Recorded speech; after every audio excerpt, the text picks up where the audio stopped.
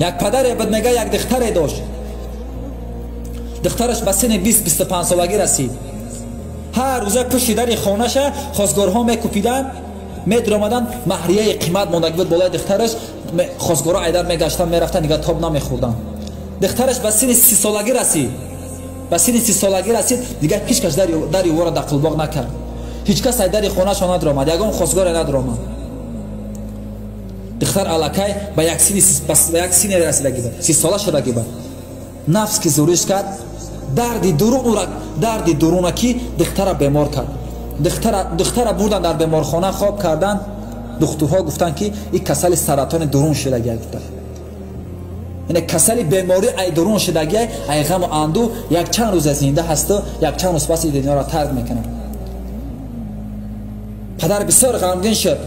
وقتی که در دهن دخترش ماسک بود، اومد در ماسک جمیده است بود. دخترش میخواست چیزی بگم. دخترش میخواست چیزی بگم. پدرش هم ماسک دهنش گرفت، گفت ای پدر جان بگو آمین. پدرش گفت آمین. پدرش آمین. بعد یک چند مدت پدرش پرسید ای دختر جان تو چی گفته؟ تو چی گفتی که؟ گفتی که ای پدر بگو آمین. گفتم که ای پدر درهای جهنم برای تو باز بگرده پروردگار ای دنیا به ایمان بری.